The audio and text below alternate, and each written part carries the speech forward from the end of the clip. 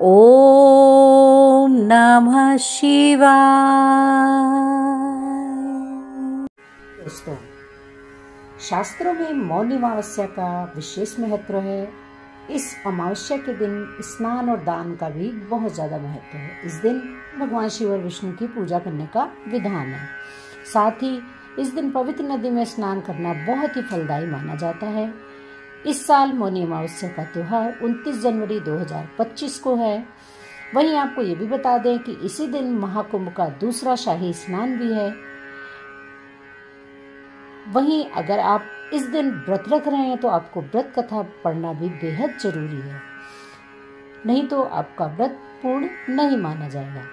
तो आइए, वीडियो को आगे बढ़ाने से पहले मैं आप लोग का अपने चैनल रंग बिरंगी दुनिया से बहुत बहुत स्वागत करती हूँ। आप सभी को मौनी अमावस्या की, महाकुंभ स्नान के दूसरे शाही स्नान की बहुत बहुत शुभकामनाएं।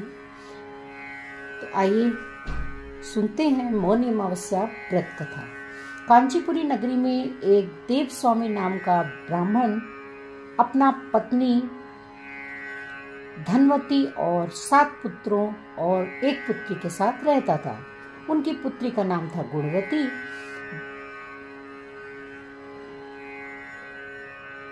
ब्राह्मण ने अपने 7 बेटों की शादी करके अपनी पुत्री के लिए सबसे बड़े बेटे को वर तलाशने के लिए भेजा। इसी दौरान किसी पंडित ने उनकी पुत्री की जन्म कुंडली देखी और उसके बारे में बताया, जिसे सुनकर सभी चौंक गए। पंडित ने बताया कि देव स्वामी की कुंडली में एक दोष है, जिसके कारण पुत्री विधवा हो जाएगी। इसके बाद देव स्वामी ने उसके उपाय के बारे में पूछा। पंडित ने बताया कि सोमा का पूजन करने से यह दोष दूर हो जाएगा। पंडित ने सोमा के बारे में पूछा तो बताया कि एक धोबिन है और वो सिंगल द्वीप में रहती है। जैसे तैसे प्रसन्न करके उसे यहाँ ले आओ। इसके बाद देव स्वामी का सबसे छोटा पुत्र अपनी बहन को साथ लेकर सिंगल द्वीप जाने के लिए तैयार हो गया। दोनों सागर पार करने की चिंता कर एक पेड़ के नीचे बैठ गए। जिस पेड़ के नीचे वे बैठे थे, उस पेड़ पर एक गिद्ध का घोंसला था और उसमें गिद्ध का परिवार रहता था। गिद्ध के बच्चे दोनों की बातें ध्यान से सुन रहे थे। जब शाम को घोंसले में उन बच्चों की माँ पहुंची तो उन्होंने भोजन नहीं किया। बच्चों ने माँ से कहा कि पहले नीचे बैठे उन 2 प्राणी को भोजन कराओ और उनकी समस्या का निवारण करो। यह वचन लेने के बाद गिद्ध के बच्चों ने भोजन किया। अगले दिन गिद्ध की मदद से दोनों भाई बहनों को सिंगल द्वीप पहुंचा दिया गया। वहां उन्हें सोमा का घर भी मिल गया। दोनों भाई बहन ने सोमना को प्रसन्न करने के लिए एक योजना बनाई। वे दोनों नित्य प्रातः उठकर सोमा का घर झाड़ कर, लीप कर साफ कर देते थे। इसके दौरान इससे हैरान एक दिन सोमा ने अपनी बहुओं से पूछा कि घर को कौन बुहारता है और लीपापोती कौन करता है।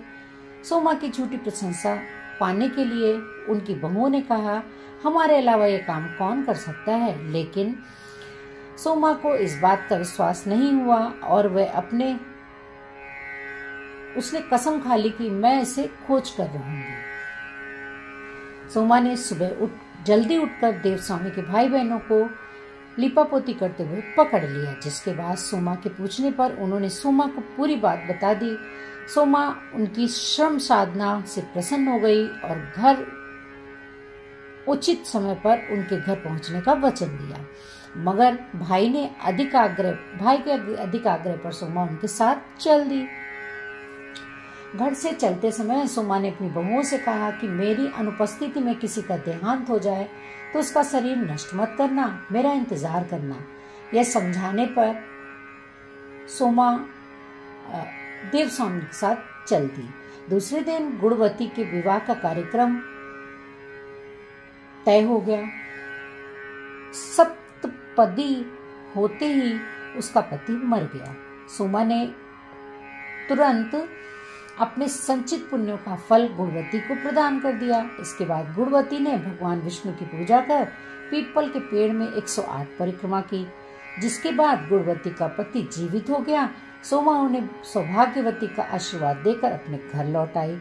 उधर गुणवती को पुण्य फल देने के बाद सोमा के पुत्र जामाता तथा उसके पति की मृत्यु हो गई। सोमा ने पुण्य फल संचित करने के लिए मार्ग में अश्वत्थ यानी कि पीपल के वृक्ष की छाया में विष्णु जी का पूजन करके 108 परिक्रमाएं की। इसके बाद परिवार के मृतक जन भी जीवित हो गए। इसलिए मौनी अमावस्या के दिन पीपल के वृक्ष की परिक्रमा करें, जिससे पुण्य फल की प्राप्ति होगी।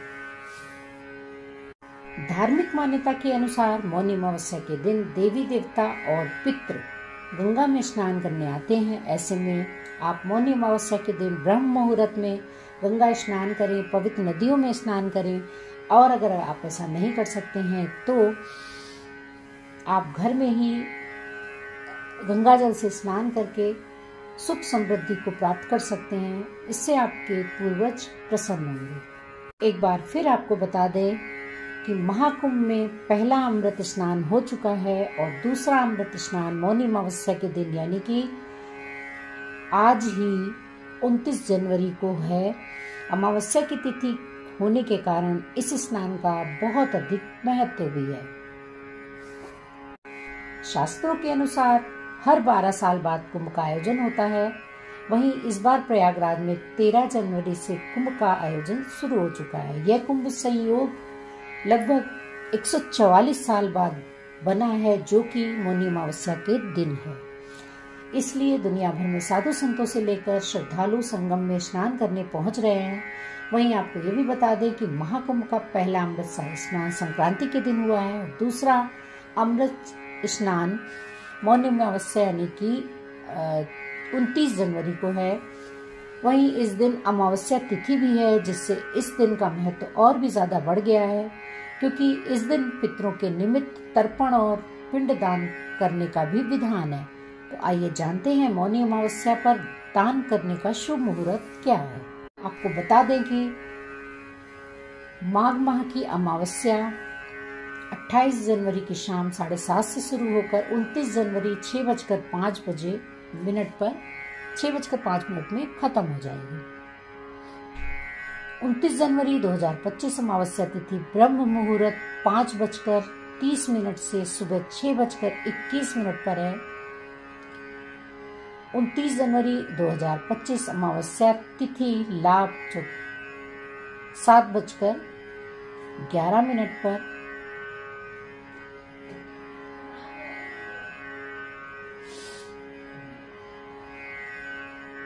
अमृत स्नान का शुभ मुहूर्त 5:30 से 6:15 तक रहेगा।